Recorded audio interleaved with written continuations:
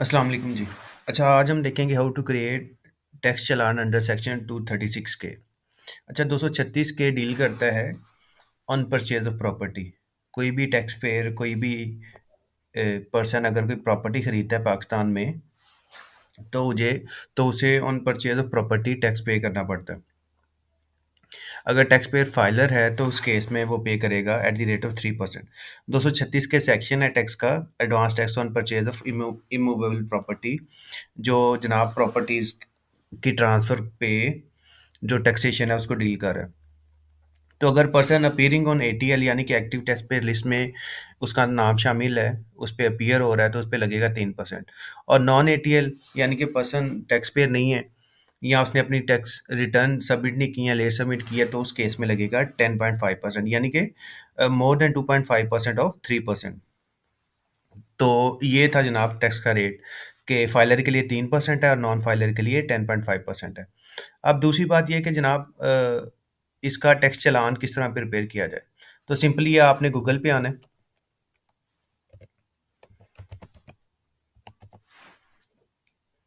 Google पे आने के बाद आपने सर्च करना है EFBR। तो ये सबसे पहले जो आपके पास वेबसाइट आएगी, इस पे आप क्लिक करेंगे E.FBR पे। तो जनाब ये आपके पास ये पोर्टल आ जाएगा, ठीक है जी।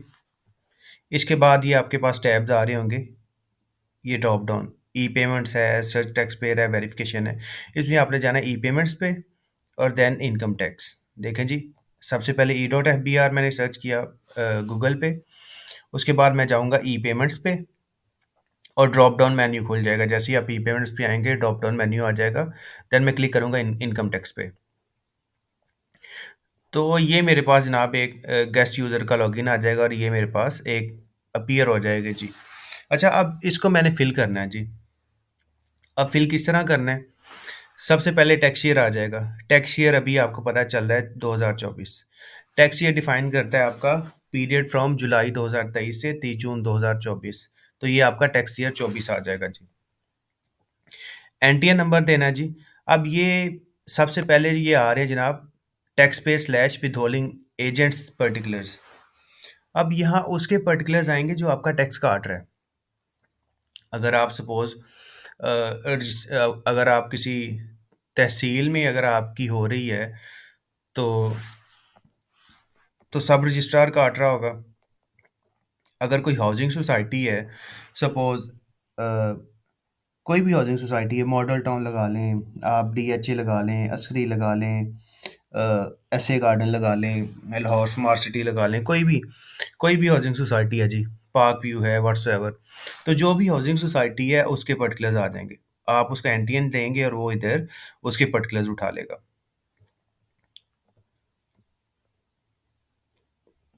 अब जी देख लेते हैं जी ज़रा। अब सपोज़ कर लें कि मेरा घर जनाब किसी सोसाइटी में नहीं है, बस ये तहसील वगैरह में है। तो मैं सर्च करूँगा सब रजिस्ट्रार्स। देखें जी, जो प्रॉपर्टी ट्रांसफ़र कर रहे होते हैं ना अदर देन आपकी हाउसिंग सोसाइटीज़, वो सब रजिस्ट्रार होते हैं। तो अगर आप सर्च करेंगे तो ये मेरे पास आ रही है जनाब सब रजिस्ट्रार्स की डिटेल, ये नीचे भी आ रही होगी, तो आप सर्च कर लीजिएगा जी। तो यहाँ पे एनटीएन पड़े हुए हैं इस वेबसाइट पे।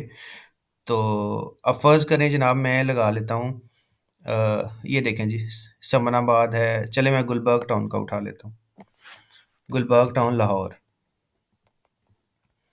तो जनाब ये मैंने इसका एनटीएन लिखा, ये देखें जी सब रजिस्ट्रार गुलबर्ग आ गया।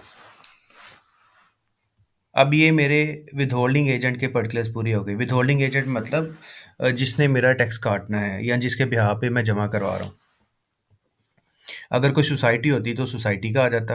अब सिंपली मैं जाऊँगा select tax payment nature, drop down है, क्लिक करेंगे तो ये ड्रॉप डाउन ओपन हो जाएगा।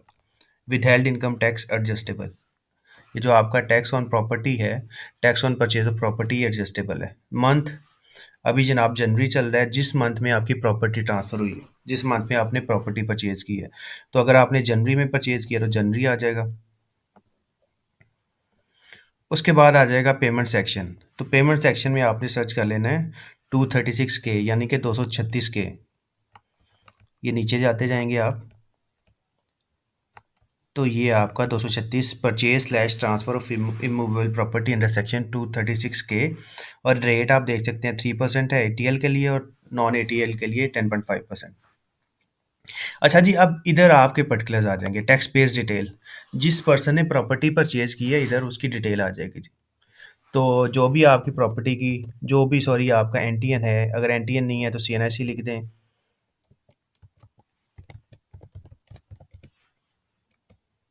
सॉरी, अगर एनटीएन है तो एनटीएन लिख दें, और अगर एनटीएन नहीं है तो ये सीएनआईसी लिख दें जी। तो अगर आपके पास सीएनआईसी भी है और आप एटीएल में हैं तो आपके वो पर्टिकुलर्स खुद ही उठा लेगा, वो आपका एनटीएन खुद ही बना लेगा। एनटीएन के खुद ही पर्टिकुलर्स उठा लेगा और आपका एड्रेस वगैरह वो खुद ही उठा लेगा। इधर से आप अपनी सिटी सेलेक्ट कर लें जी, जो भी आपकी सिटी है। सपोज मैं लाहौर करता हूँ, तो ये जनाब आपका लाहौर सिटी आ गया। अब इधर ये चीज़ है जी आपके काम की। अब जितने अमाउंट की आपने रजिस्ट्री करवाई है, सपोज जितनी जो डीसी रेट था या जो भी आपने जिस अमाउंट पे आपने रजिस्ट्री करवाई है इधर वो अमाउंट आएगी। अगर आपने घर 50 लाख का खरीदा है और आपने रजिस्ट्री 30 लाख की करवाई है, रजिस्ट्री मतलब जो आप स्टैम्प वैल्यू, जो स्टैम्प पेपर पे वैल्यू लिखवाते हैं at the time of registration of property. तो सपोज अगर मेरी प्रॉपर्टी की वैल्यू 5 आप कह लें कि 1 मिलियन थी, यानी कि 10 लाख। तो ये उसने 3% के हिसाब से टैक्स कंप्यूट कर दिया 30,000। इधर आप कुछ भी ना रखें, इधर आप कुछ भी ना लिखें, फिर भी उसने कंप्यूट कर लेना था। अच्छा, अगर मैं इसको चलूँ लेके,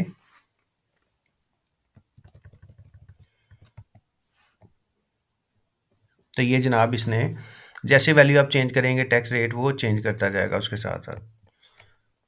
और फ़र्ज़ कर लें अगर कोई अनरजिस्टर्ड है, अगर मैं अनरजिस्टर्ड का इधर से उठाता हूँ,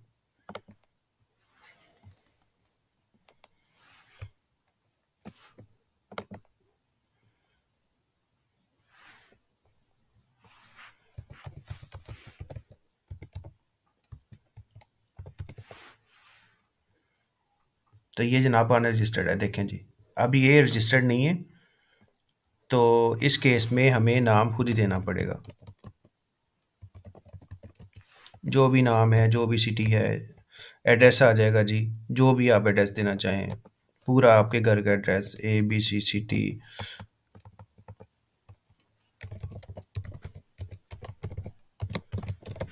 तो ये देखें अनरजिस्टर्ड है, तो उसके केस में ऑटोमेटिकली वो 10.5% लेके आ जाएगा। तो सिंपली आपने CNIC एंटर करना है। अगर आप रजिस्टर्ड होंगे तो वो 3% रेट कर देगा, और अगर आप अनरजिस्टर्ड होंगे तो वो 10.5 कर देगा। अच्छा जी, ये लिखने के बाद, ये पर्टिकुलर्स पूरे करने के बाद आपने क्लिक करना है प्लस पे। अच्छा जी, मैं रजिस्टर्ड ही कर लेता हूँ इसको, अनरजिस्टर्ड नहीं रहने देते। प्लस पे क्लिक करूँगा। अच्छा जी, सिटी रह गया मेरा।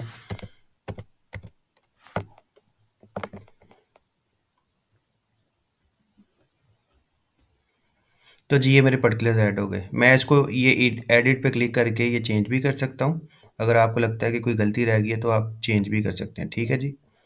अच्छा जी, सबसे पहले विथहोल्डिंग एजेंट, अगर कोई सोसाइटी है तो सोसाइटी का नेम आ गया।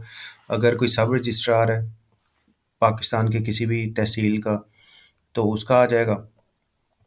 उसके बाद जनाब टैक्स पेयर की डिटेल आ जाएगी। सेक्शन आ गया 236 के। विथहोल्डिंग टैक्स की नेचर कौन सी है, विदहेल्ड इनकम टैक्स एडजस्टेबल है। मंथ आ जाएगा जिस मंथ में प्रॉपर्टी ट्रांसफ़र हुई। उसके बाद जो टैक्स की अमाउंट थी 6 लाख, वो आप इधर लिखेंगे जी 6 लाख। ईमेल एड्रेस लिख देंगे।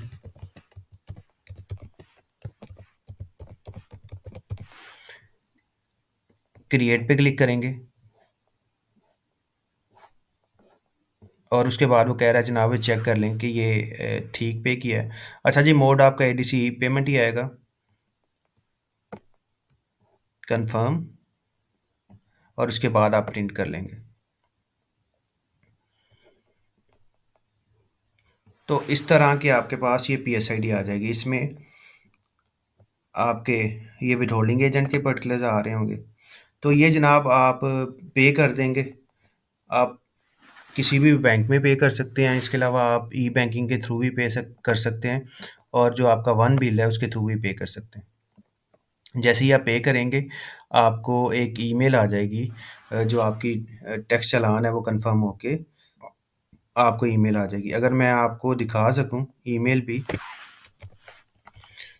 तो मैं आपको दिखा देता हूँ जो कि किस तरह की ईमेल आती है, ताकि आपको आइडिया हो जाए।